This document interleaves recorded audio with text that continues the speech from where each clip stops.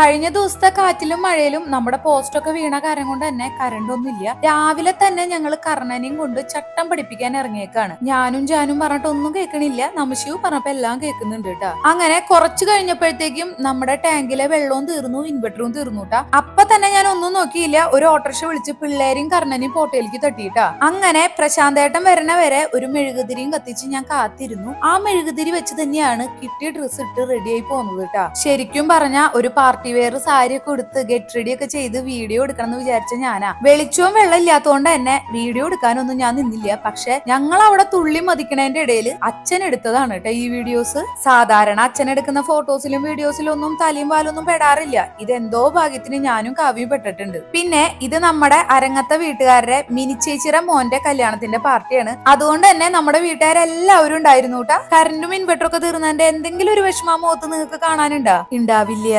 എന്താന്ന് വെച്ചാ ഇങ്ങനെ പാട്ടും മേളൊക്കെ കേൾക്കുമ്പോ നമുക്ക് പ്രത്യേക ഒരു എനർജി അല്ലേ. അത് മാത്രല്ല പെട്ടിയും കിടക്കി എടുത്തിട്ടേ ഇന്ന് പോട്ടയിലേക്കാണ് പോരുന്നേ. 2-3 ദിവസം ഇനി പോട്ടേല. ഇതുപോലെ എന്തെങ്കിലും സംഭവിക്കണം, അല്ലെങ്കിൽ വല്ല ഉത്സവം വരണം, അപ്പോഴേ ഞങ്ങൾ പോട്ടയിൽ നിൽക്കാറുള്ളൂ കേട്ടാ. ഇതുപോലെ മുമ്പ് ഒരു 15 ദിവസം അടുപ്പിച്ച് നിന്നത് അന്ന് ആ വെള്ളപ്പൊക്കം വന്നപ്പോഴാണ്. പിന്നെ നമ്മുടെ നെല്ലായിലത്തെ വീടും പോട്ടയിലത്തെ വീടും തമ്മിൽ അധികം ഡിസ്റ്റൻസ് ഇല്ലല്ലോ. അതുകൊണ്ട് തന്നെ എല്ലാ ആഴ്ചയും അച്ഛനും ഇങ്ങോട്ടും വരും, അവര് വരാത്ത ആഴ്ചകളിൽ ഞങ്ങൾ അങ്ങോട്ടും പോകും. അതുകൊണ്ട് തന്നെ അങ്ങനെ നിൽക്കണ പരിപാടി ഇല്ല കേട്ടാ. പിന്നെ എന്റെ ലൈവ് ഒക്കെ കണ്ടിരുന്ന ആൾക്കാർക്ക് മനസ്സിലായിട്ടുണ്ടാവും, ഇതാണ് കാവ്യ, എന്റെ കളിക്കൂട്ടുകാരിയാണ്. ഞങ്ങൾ അന്ന് തൊട്ടുള്ള ഡാൻസ് ഇന്നും നിർത്തിയിട്ടില്ല. അങ്ങനെ ആ പാർട്ടിയൊക്കെ കഴിഞ്ഞ് കൈലാസത്തിൽ എത്തിയപ്പോഴത്തേക്കും രാത്രി ഒരുപാട് ലേറ്റ് ആയി. പിറ്റേ ദിവസം രാവിലെ തൊട്ട് ഞാൻ എന്റെ കല്യാണ സാരിയും നിശ്ചയത്തിന്റെ ആൽബവും കല്യാണത്തിന്റെ ആൽബവും ഇതൊക്കെ തപ്പലായിരുന്നു കേട്ടാ. അങ്ങനെ നമ്മൾ തപ്പിക്കൊണ്ടിരുന്ന ഐറ്റംസ് എല്ലാം കയ്യിൽ കിട്ടിയിട്ടാ. അപ്പോഴാണ് ഞാനൊരു സത്യം മനസ്സിലാക്കിയത്. അമ്മയുടെ കല്യാണം കഴിഞ്ഞ അന്നത്തെ തൊട്ടുള്ള സാരികളും ഡ്രസ്സുകളും ഒരു ആവശ്യമില്ലാത്ത സാധനങ്ങളും കുത്തി നിറച്ച് വെച്ചേക്കാണ് എല്ലാ